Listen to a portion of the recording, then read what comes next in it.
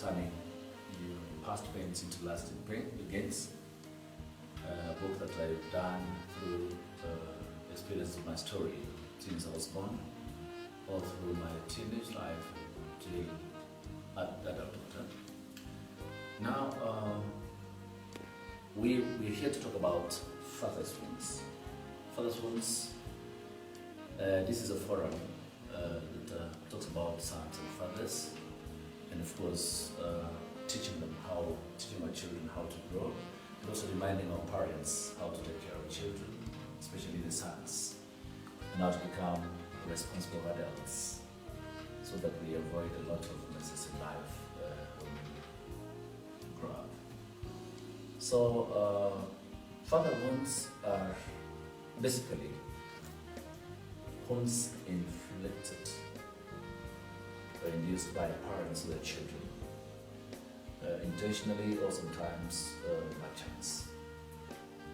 There are stories, you find today many stories about parents who have abandoned their children. We have stories about parents who have neglected their own children. Parents who neglect their own children, biological fathers inflicting pain in their own children. So we are here to talk about my experience as a person, and of course the experience I've had with my father or my parents, and how I grew with an absentee father until adulthood. The stories that I've encountered, where I've gone and what I've gone through until I became an adult. Then I also felt like my life story has to be a lesson to somebody. Somebody has to be inspired through a story like mine. I was born slightly about 30 years above in Kisi County. Of course, that's where my parents were. To my father and my mother now. I grew up well up to about age 7. After that, before I started, after studying my school, then I realized life was hard.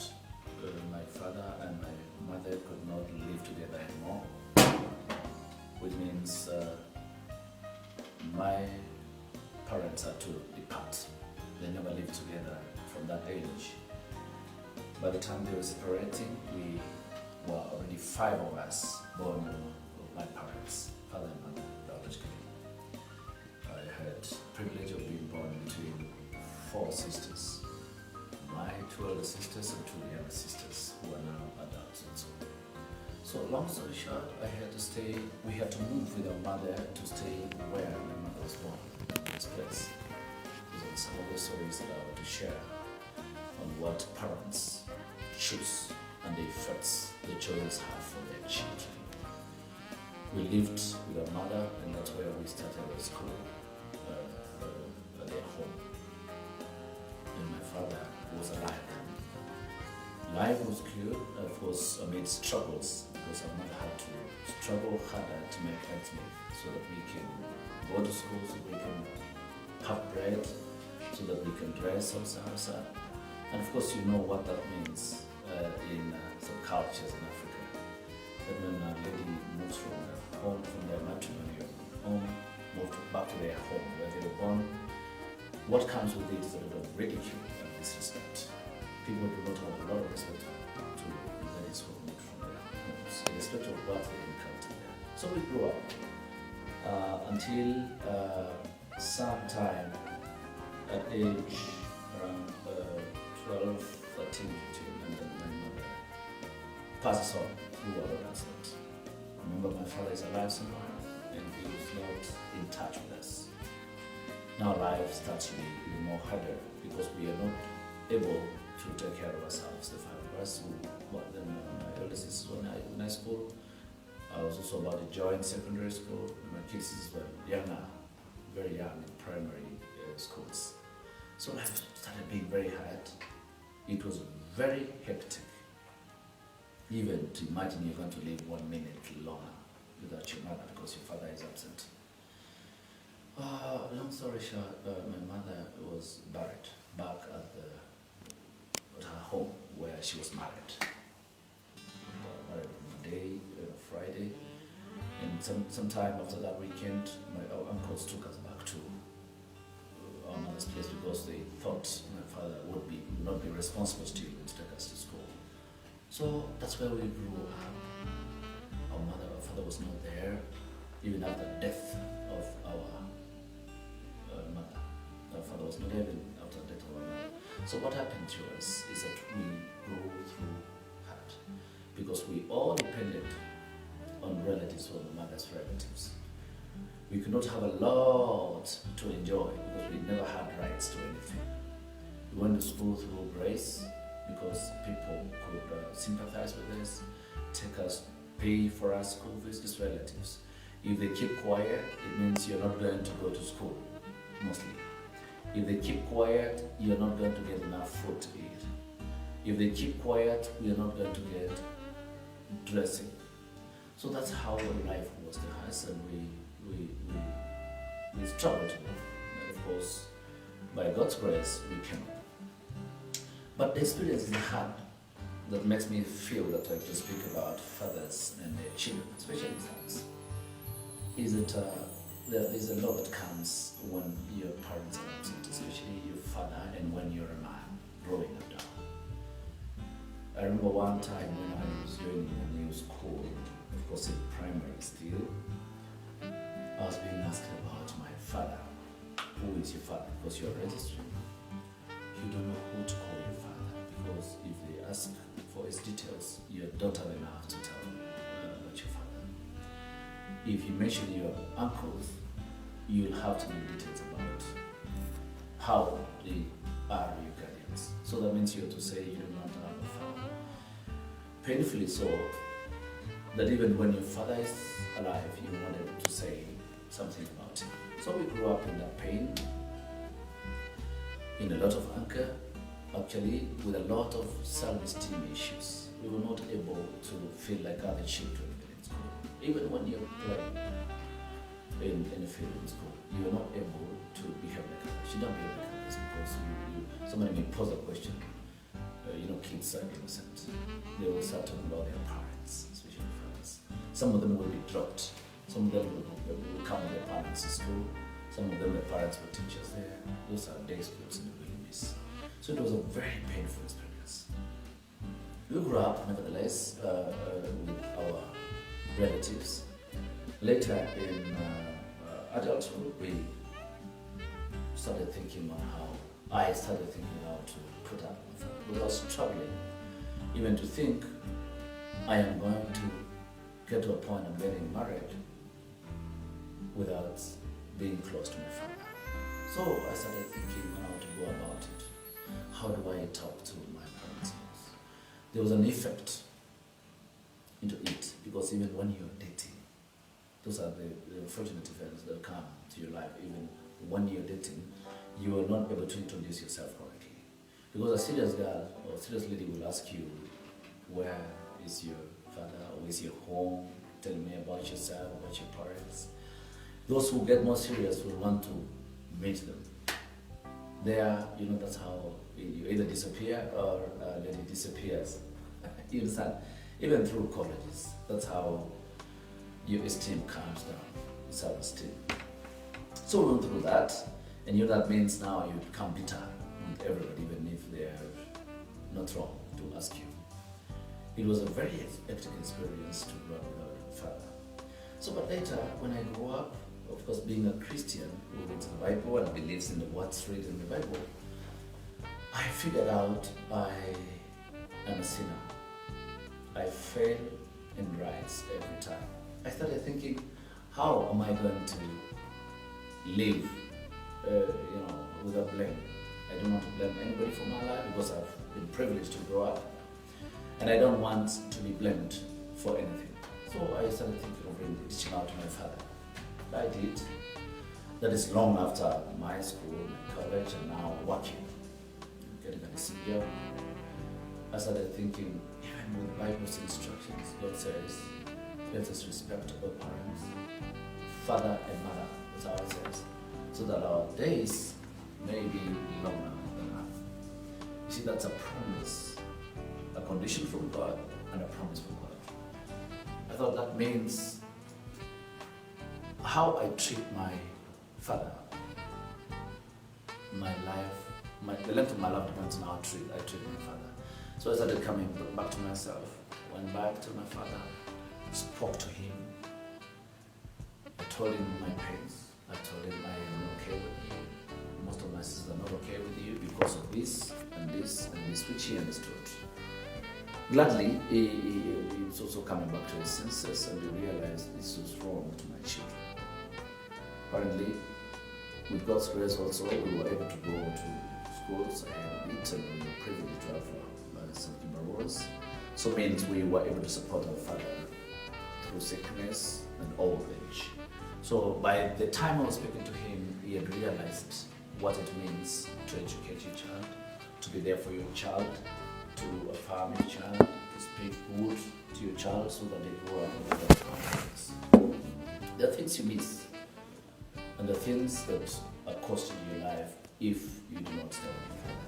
Responsible fathers live with their children irrespective of their relationship with their wives or spouses.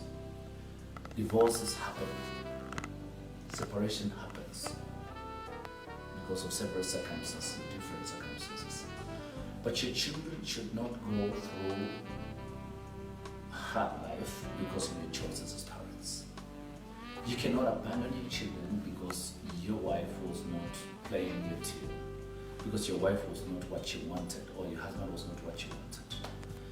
These innocent children end up suffering seriously, profusely because of your choices. Their esteem becomes low. They have no sense of security. There are no words of affirmation to make them confident. Your children are supposed to be taught how to take a hammer and do something as a man. They're supposed to be taught how to work hard and sweat for themselves to make ends meet. Meaning even when they grow up, they will have known what is wrong and what is right. What you can do to bring up your family and what you cannot do. So those things affected us as children, born of two parents who did not want to stay together, who could not agree. They even never cared agreeing much because of their children. You imagine 5 children who have the same father biologically and same mother biologically, but this father is not in their life. You imagine the kind of children that we're going to have. I was studying the causes of indiscipline in our society. And I was learning that in prisons, especially in America, where I had a case study, we have 90% prisons. If they give you stories, even here in Kenya, you'll find that whatever makes them get into prison, get punished, is because of the pain inflicted by the parents when they're growing. Parents who are not able to agree, parents who are not able to teach them well, irresponsible parents who are there with the children but they're not there. Wake up in the morning, go out to drink, go out to have fun, play around, come home to ask their wives for food. So children who grow from that live on their own. They have to think how to make ends meet. Even ladies, even girls. That's how you see prostitutes in the towns sometimes. Because they are not able to make ends meet. Their parents are irresponsible or sometimes not there. In unfortunate events, you find parents who died. What happens is that life changes. The kind of guardians they get means a lot also. How they are treated shapes their life. How they behave in adulthood is purely and entirely dependent on how they were treated when they were growing up. I have learned lessons from this experience of mine in life because I later got married to a lovely lady who could understand, listen and understand the kind of person I am, and that I'm almost a human who wants to settle down irrespective of my circumstances while I was growing, and of course whatever the circumstances posted in my life when I'm an adult. So when I got married, I was privileged also to get a son as my firstborn child.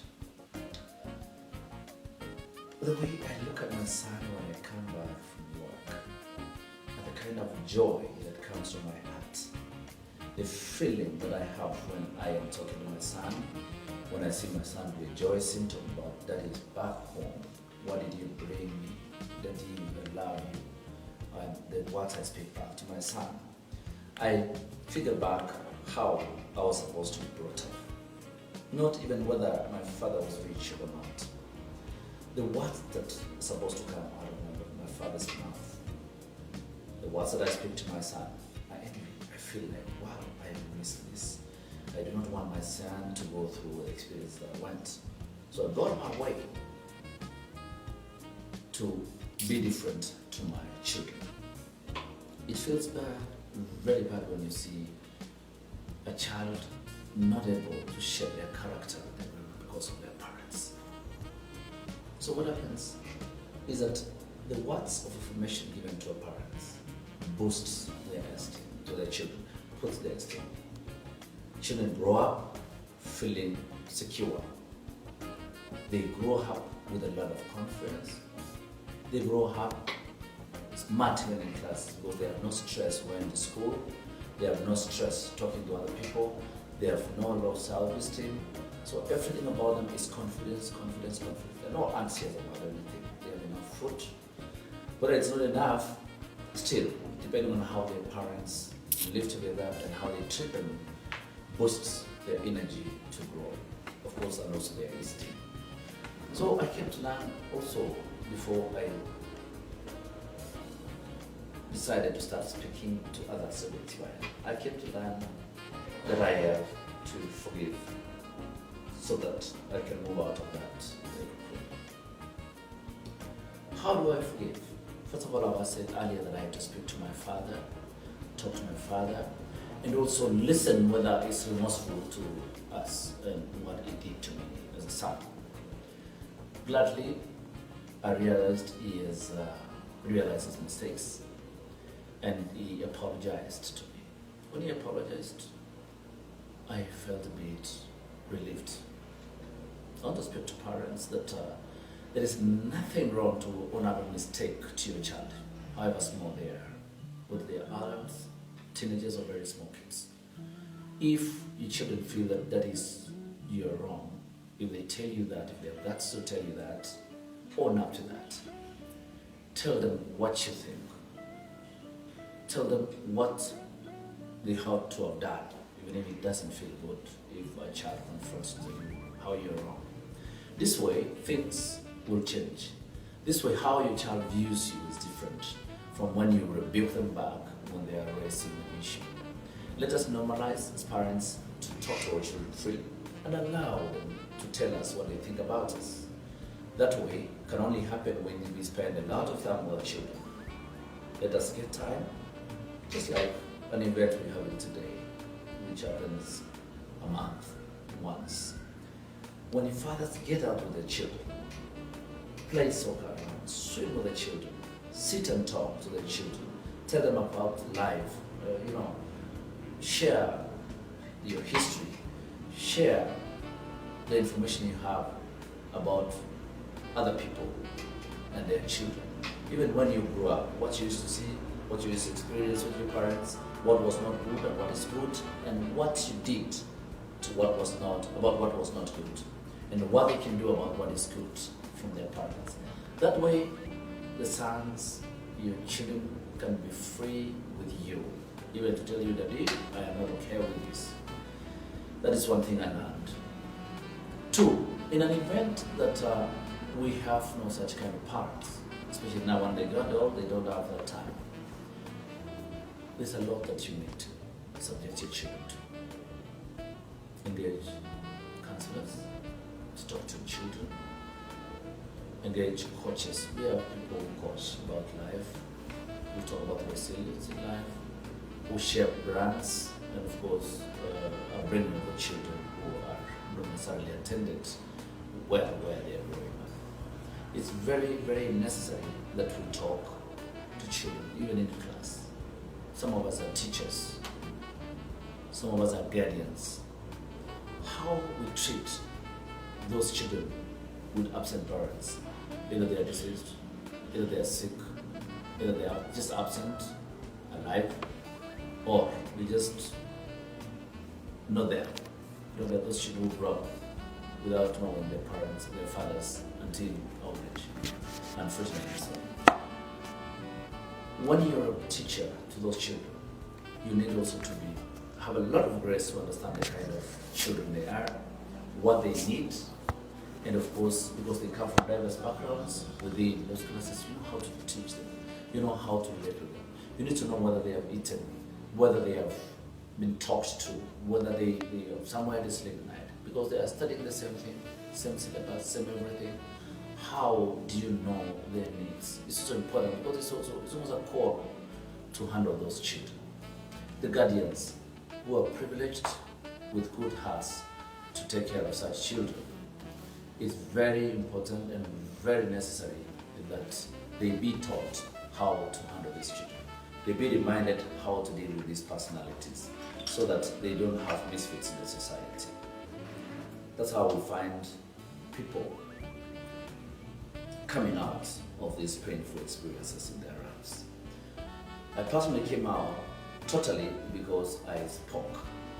I spoke to my friends, I spoke to my life coaches, to close people in my life, and told them, no, this is what I am going through and I'm going through in my life.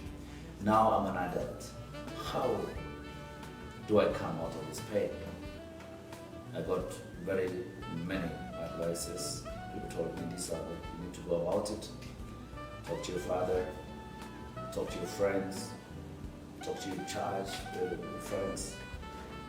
After engaging all these people, talking about my pain and my experiences in life, I thought the best way I'm going to do this is to get out and do a writer. So I ended up doing a book talking about how I should turn my past pains into lasting gains, so that tomorrow my son will be able to know how the father was brought up, the experience the father went through. It can be a lesson to my son, even if I didn't talk to him about it. You can read the book, know this is where my father came from. These are the roots of my father, these are the roots of my grandfather, these are experiences of my father and their siblings. So, most importantly, how to live a better life, not necessarily whether your parents are present or not. Also, that writing the book made me heal because I was pouring everything into pen and paper. So the book, Turning Past Pains to Lasting Gains, is a whole history of myself, and also nuggets on how to take care of our children, especially sons, on how to affirm our children, and how to build confidence to our sons, on how to give security to our children and our families. Also that the confidence you build in your children, where does it more than true? It's important that everyone who has a chance to look at this book, Turning Your Past Pains into Lasting Gains, grab a copy. It's important that you look into matters in that book. You'll be inspired. You'll have a different view about how you're going to treat your parents wherever they are. We do not choose where we are born. We do not choose how our parents behave.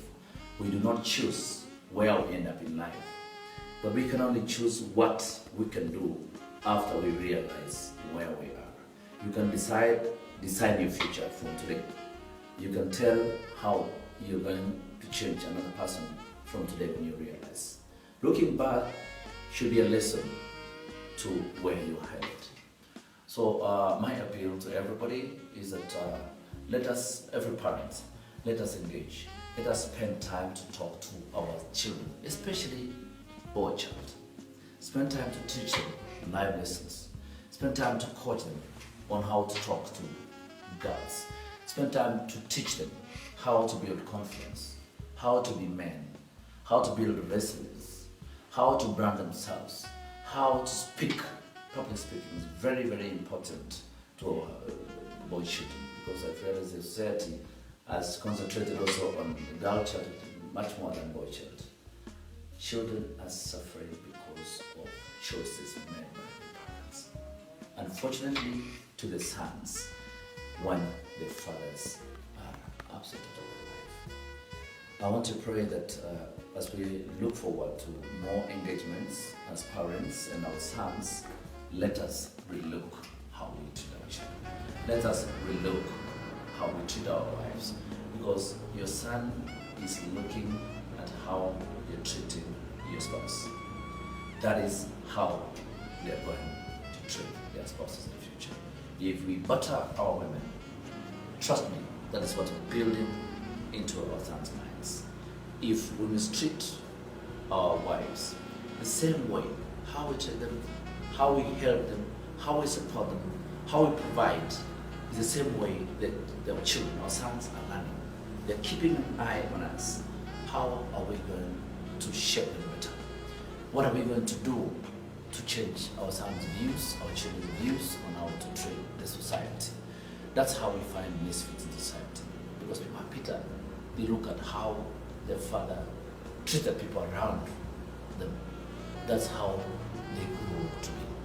So it's also important that these engagements happen. I want to ask that, in fact, mental health issues have been a very serious thorn in our flesh. It's only that we are not aware that we're going through a very serious time. Mental health is becoming a disaster in our society, and most of it is caused by our parents. Let us look how we engage in society, what we do to our families, how we relate to our friends, how we relate out there, and also check one another. Let's call one another. Find out your friend, how is your wife, how is your children, how are you faring on even with the corona pandemic. That's when you realize people are going through tough times, especially to provide. You know, we have fathers who are business people. Their life and the livelihood of their children and families entirely depend on businesses. Look at the pandemic we're going through, the corona pandemic. It has nothing, a lot.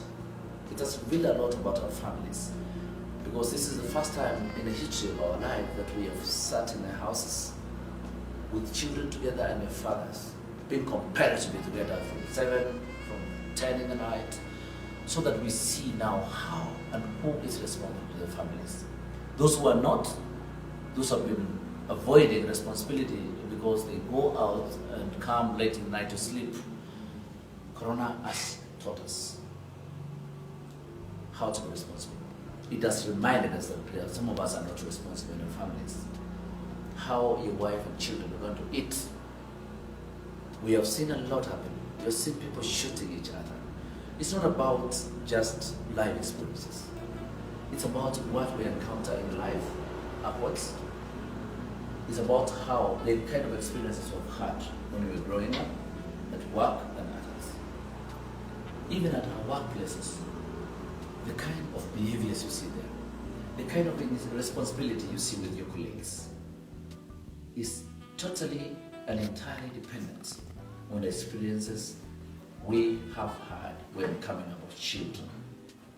So it all depends on our parents. I want to urge that even towards at work, if you see a misbehavior, something that is funny with your colleagues and your subjects in work, look at their life history. You're going to find a lot that you did not expect. You're going to forgive them if you listen to them. You're going to advise them how to go forward if you listen to them. So I want to end there by saying there is a lot that we need to discuss about our children.